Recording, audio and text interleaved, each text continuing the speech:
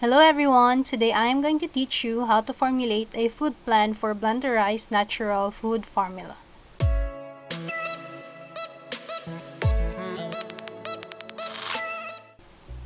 Blenderized tube feedings are liquid diets introduced into the stomach by means of polyvinyl tube inserted through the mouth or the nose.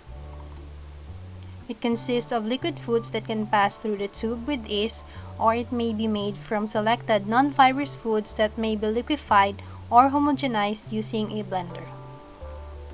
It is based largely on milk, sugar, and soft-cooked eggs and is suitable for patients with good tolerance for these foods. A satisfactory tube feeding formula must be nutritionally adequate, well tolerated by patients, easily prepared, and inexpensive. For the food selection for blenderized formulas, all foods that are liquid or can be blenderized into a fluid form may be used in the preparation. The following foods have been found to be most suitable. For vegetables, low cellular or succulent vegetables such as carrots or squash. Fruits, all fruits without skin and seeds. In case of residue modification, papaya can be used for patients with constipation and banana for those with diarrhea. Milk, any type of milk except when diet is fat restricted, where skimmed milk is to be used. For the rice, you can use lugaw or gruel, oatmeal, sliced bread, pandesal, or even potato. For the meat, low-fat meat exchanges such as lean beef, chicken breast, and fish fillet, and medium-fat meat exchange like chicken egg, but it must be soft-cooked. For the fat, vegetable oils or mayonnaise may also be used. For flavorings such as vanilla, banana extracts, and etc., they can be added in the formulation to alter or improve the taste of the formula when it is to be taken orally. So the first step in the formulation of a food plan for blenderized natural food formula is to convert the dietary prescription into grams, carbohydrates, protein, and fat. We have here an example diet prescription of 1,800 kilocalories using 60, 15, and 25% distribution. For the caloric density, a ratio of 1 kilocalorie per ml is used.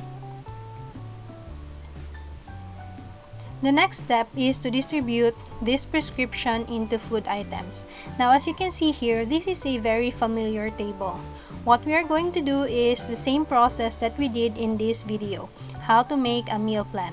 So to understand clearly the process of distribution, just watch this video. The first step to be distributed are the vegetables. Usually, 2 servings of vegetables is given. Just add the values, and if you notice, the values that we are placing here are the same values that are present in the food exchange list. Next are the fruits, usually 2 to 3 servings. Third, the milk. Allow the usual amount consumed by the patient if the patient is adult, but for children, allow 1 to 2 cups. Next, for the sugar, allow 4 teaspoons or more on higher calorie diets and restrict on low calorie diets. Here I am just giving an allowance of 3 exchanges. Next is the rice, but to get the exchanges of rice, take first the subtotal of carbohydrates from the milk, fruits, vegetables, and sugar. So here we have 6, 30 from the fruits, 12 from the milk, and 15 from the sugar. So we will just get the subtotal. 6 plus 30 plus 12 plus 15 equals 63. Then subtract 63 from the carbohydrate prescription, which is 270. So 270 minus 63. 270 minus 63 equals 207. Now to get the rice exchanges, 207 will be divided by, we will divide this by 23 to get the rice exchanges. So 207 divided by 23 equals 9 exchanges. Next is to consider the kind of carbohydrate, whether rice A, B, or C. In tube feedings, what is normally added is the rice gruel or lugaw, which belongs to rice group B. So here I am allowing 4 exchanges of rice B. I only limited to 4 exchanges because we have to consider the volume of the formulation. If we add too much lugaw, the volume might exceed the requirement, which is only 1,800 ml. At the same time, too much lugaw will also make our formulation thick that it will be difficult to pass through the tube. Next, I will make use of bread, which is from the rice group C, to complete for the rice allowance. For the meat exchanges, get the subtotal protein derived from vegetables, milk, and rice. So here we have 2 from the vegetables, 8 from the milk, and 8 from rice B, and 20 from rice C.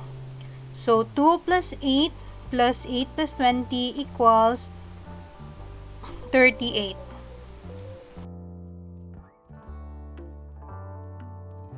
Next is subtract 38 from the prescribed protein allowance, which is 70. So 70 minus 38 equals 32. And then next, 32 is to be divided by 8 to get the meat allowance. 32 divided by 8 equals 4. So the allowance for meat is now 4 exchanges. Next to consider is the kind of meat to be added. Whether you'd like to use low fat, medium fat, or high fat meat. So I choose to allow 3 exchanges for low fat meat because I'm planning to use boiled chicken breast in the formula, and 1 exchange of medium fat meat because of the soft cooked egg. Now for the fat allowance, get the subtotal of fat from milk, medium fat, and low fat meat. 10 from milk, 3 from low fat meat, and 6 from medium fat meat. So 10 plus 3 plus 6 equals 19. And then next, we will deduct 19 from the fat allowance, which is 50. 50 minus 19 equals 31. And then next, 31 is to be divided by 5. 31 divided by 5 equals 6.2. So 6.2 exchanges of fat, and I will just round it off to whole number, which is 6. Then get the total of everything to make sure that everything is balanced. So as you notice while making the plan, it is just the same as making a regular meal plan, but this time with consideration of the foods that you will include in the formulation. The next is to translate these exchanges into household measures and compute the fluid content. Start with vegetables, sugar, meat, or soft cooked eggs. Using the prescribed volume as a guide, decide on the following: the type and the amounts of food, so whether you will be using banana or you will be using fruit juice, and the type of milk. So in this example, we will be using evaporated milk, and 1 exchange is equivalent to 120 ml. Here, if you notice, the 30 ml fluid volume of the corn oil is derived from the 6 teaspoons, and it's just converted to ml. Remember that 1 teaspoon is equivalent to 5 ml. So 6 exchanges times 5 equals 30 ml. And then compute for the subtotal fluid content. So here our subtotal fluid content is 200 ml.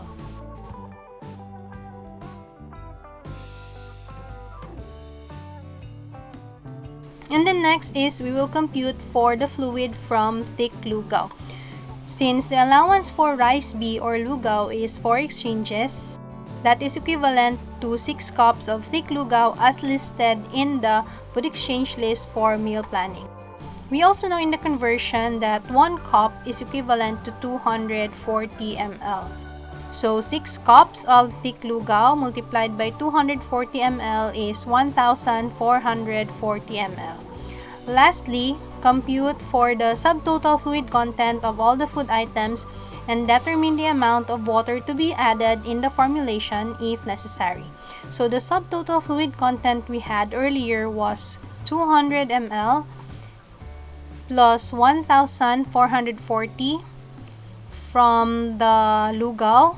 So that is equals 1,640 ml.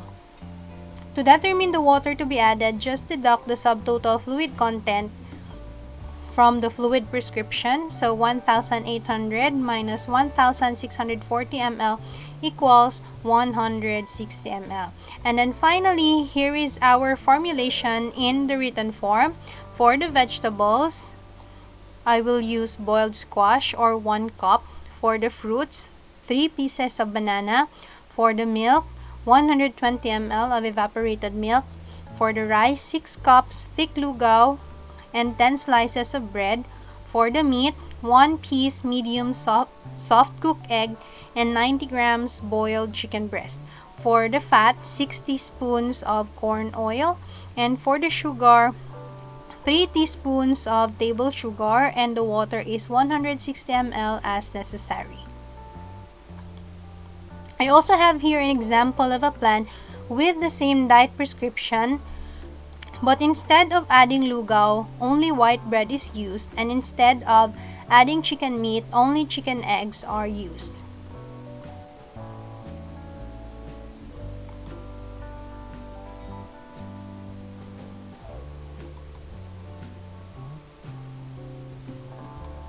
I used this book as my reference, but I just made some modifications in the process so that I can adapt the new food exchange list for meal planning. For questions, clarifications, and suggestions, please let me know in the comment section below. Thank you!